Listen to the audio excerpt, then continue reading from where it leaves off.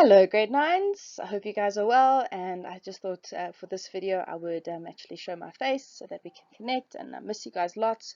And yeah, let's get into today's lesson.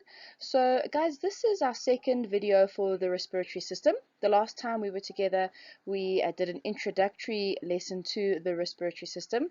We said that the respiratory system is responsible for the process of inhalation, getting air into your system, and exhalation, exhaling that air out of your system. And so the reason why we need to exhale is because carbon dioxide is toxic, okay? And that toxic substance is produced by the process of cellular respiration. Now, cellular respiration we've discussed in grade 8, as well as when we did the cell. All cells do the process of cellular respiration. They require oxygen and they release carbon dioxide. So there's a difference between breathing. So breathing is inhalation and exhalation. Then we have gaseous exchange. So gaseous exchange is the movement of carbon dioxide and oxygen at the blood. So oxygen moving into the blood, carbon dioxide moving out of the blood to be exhaled. Okay, and that's gaseous exchange. And then we obviously have cellular respiration. That process is the use of that oxygen. So taking that oxygen, breaking down glucose to obviously give you energy. Okay, so this diagram here is just showing you all the structures. The last time that I asked you in my video, we just went through the nasal cavity, and we're going to move on through the rest of the structures this morning. Okay, so guys, this is just what I have already asked you to do in our previous video. So let's just recap it. This is the nasal cavity. The nasal cavity allows for air to move into the system, and the nasal cavity is responsible for three things. It's going to purify the air. There are little hairs along the nose and little cilia that trap dirt and dust to eliminate any bacteria or virus or dirt or whatever from the system. We don't want that getting into our lungs because the lung tissue we want to protect. So we clean it, okay, we moisten the air, and by moistening it, we aid the ability for gases exchange to take place. So we want to moisten that air, and then we also want to warm the air. And so there are blood vessels that line the nose, and that keeps that transfers heat from the nose to the air, warming the air. So we clean it, we moisten it, and we warm it. Okay, clean it, moisten, warm. Great. So those are the three parts of the nasal cavity that are responsible for that. Okay, so that was what was done from last week's video. So let's move on to this week's video. Okay, so we obviously have the oral cavity, and we've done this when we did the digestive system. So this is the mouth. Okay, now the oral cavity contains the teeth and the tongue, and that's mostly associated with the chewing of food and to break down food. So it's more a digestive organ. However, we can obviously breathe through our mouth, specifically when we need a higher volume of air. So if you're running or doing activity, or even right now as I'm speaking to you at the same time, I'm actually breathing through my mouth because I need a higher volume of air to keep my oxygen demand enough. Okay, if you're resting or just chilling out, mostly you're going to breathe through your nose, and it's, as we've already said, it's better to breathe through your nose because we do those three things. But if you need a higher volume of air, we can breathe through our mouth. Okay, then we get to the back of the throat. The back of the throat is referred to as the pharynx. This is the throat cavity. And now there are two tubes that are positioned in this specific area. The esophagus. Now we want food to be going down the esophagus. So food goes down the esophagus while air goes down the trachea. And we don't want to cross those two. If you get food down the trachea, that's going to result in choking. Whereas we want air to move down the trachea, food to go down the esophagus, and the back of the throat, that's where we kind of have these two pipes. The trachea is situated in the front, so if you just feel your neck now, you can just feel these little ridges along the neck here. Okay, those ridges are the cartilage found inside of the trachea. And if you put your hand just gently on your throat and you just hum or something, you can feel there are vibrations. That's the voice box. Okay, so that's your larynx. And that's your vocal cords there. And so the trachea is here. The esophagus fits behind. And you guys know we've discussed this when we did the digestive system. When you swallow something large, it goes down. So if we've got, this is the trachea in the front, which has got, let me just show you, C-shaped rings of cartilage. Where at the back, the esophagus fits in. I don't know where to move my hand. There we go. And so when we swallow, that expands into the trachea. Okay, so this is the trachea in the front. This is the esophagus. As we swallow food, it expands into it, and then you can, if you don't chew properly or if you swallow something big, you can almost feel it going down, and you feel like you're choking, but you know it's not in the trachea, it's actually sitting in the esophagus.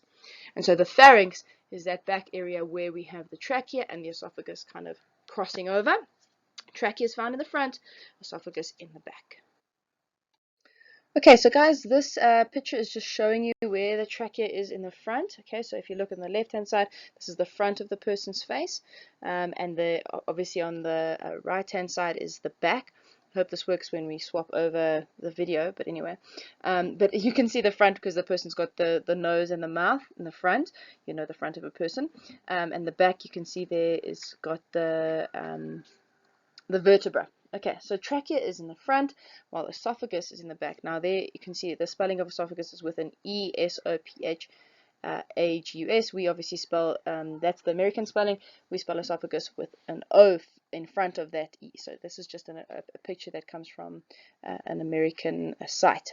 Okay, so nothing difficult here. This is just for your familiarity, just to see where the nasal cavity and the oral cavity go. Next structure is the larynx and the epiglottis. So this is a big one, grade 9s. Please do not confuse the pharynx and the larynx. Okay, so the pharynx is the area that is at the back of the throat. That is where basically the esophagus and the trachea are going to cross. The trachea going in the front, the esophagus going behind. Okay, that is the location at the back of the throat. It's called the pharynx. Then we have something called the larynx. Your larynx is used for singing. La la larynx, you sing with your larynx. Okay, really lame, but anyway. La la la la larynx is the vocal cord, so you use your larynx to sing with, okay, or to speak with, okay. So larynx is the vocal cords or the vocal box, okay, the voice box. Is the larynx, and as I said, if you just put your hand here, you can just feel those vibrations as you speak. Okay, and the epiglottis is a really cool little thing that fits on top of the trachea. So as I said to you guys before, we've got the C-shaped rings of cartilage of the trachea. The epiglottis actually closes, it acts like a lid like that. Okay, so it just closes off the top of the trachea, and as it closes the top of the trachea, it prevents food from going down the trachea. And so the epiglottis is responsible for closing the trachea when you swallow. So when you swallow food or water or anything like that, the epiglottis closes the trachea, preventing the food and the water from going down the trachea. We don't want food and water in the trachea. That's dangerous, obviously, for reasons you guys can all think for yourselves. It's dangerous, so we don't want that. We want food and water to be going down the esophagus, and we want air to be going down the trachea. And how do we make sure that this happens? By preventing that, by closing the top of the trachea with the epiglottis. Now, sometimes these go a little bit odd, specifically if you're sitting around a table and you start to laugh and you kind of confuse your epiglottis. That can accidentally open because you take a breath because you've just laughed and you've got food in your mouth, you can choke. And so yeah, that can happen, but yeah. Cool, grade 9s, you guys need to be writing this information down in your workbooks. So you're going to copy this table down just like I said last week. Okay. Okay, so now we're on to our next structure, which is the trachea itself. So the trachea is the windpipe, sorry. And the trachea contains C-shaped rings of cartilage. Now, as I was talking about before, if this is the C-shaped ring of cartilage, like that, let's just get in front of the, so like that, there's a membrane that fits just over here. So it's not like it's not closed off at the back here. It's just closed with a membrane, and then the esophagus fits behind that membrane. So we've got the C-shaped ring of cartilage in the front, and what that does is it keeps the trachea always open, keeps that windpipe open so that air can move through without any obstruction. So it's not a muscular tube, it's got cartilage, and that cartilage holds the trachea open so that air can move through without any difficulty. Okay, what is the function of the trachea? So as you can see with this picture, you can see it going down, you can see those rings of cartilage, and then at the back it's got that membrane that closes it off to the esophagus, and then the esophagus fits behind it. Okay, so this is a cylindrical tube that contains C-shaped rings of cartilage. It also has mucus glands and it has cilia. So even if you breathe through your mouth, you're still going to clean the air and you're going to moisten it before it gets to the lungs. So the trachea will do that. It's got mucus glands that will trap any dirt and dust. It's got cilia that will trap dirt and dust. It will moisten that air and it will eliminate any kind of things that get stuck in the trachea. So any virus, bacteria, dirt, pollution, etc.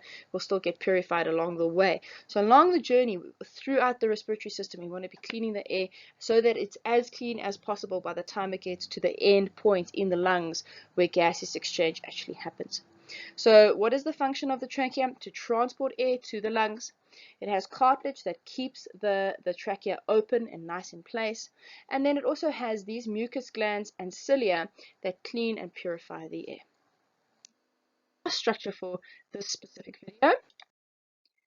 Okay, so there, before we get to the last structure, so there is a picture of our trachea. You can see those C-shaped rings of cartilage of the trachea. Behind the esophagus is situated there. So that's just an image for you guys. Then the final structure for this specific video today. The trachea is a single pipe.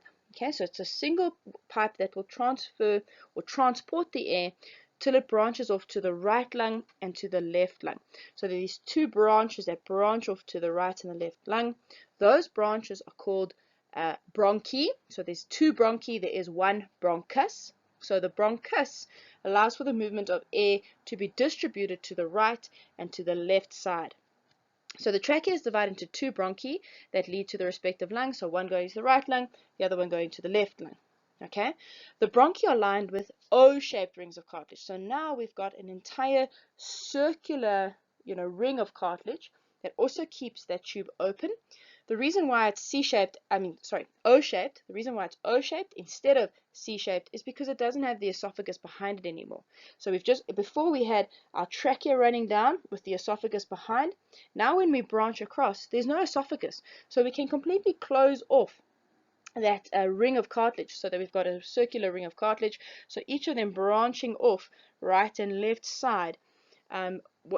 Also to keep that the movement of the airflow unobstructed. Okay. Also mucus glands and cilia. So once again, we're going to be moistening the air, we're going to be cleaning the air, we're going to be trapping dirt, we're going to be trapping dust. We don't want to be putting toxins into our system. And then, so we transport the air to our lungs, the cartilage keeps it open, and the mucus and the cilia purify the air. And so grade 9s, that's it for today's video. I hope you guys are copying down, you're working well, that you're safe in this time of lockdown. We miss you very, very much, and we just look forward to be back in the classroom. But until then, bye for now. Bye, guys.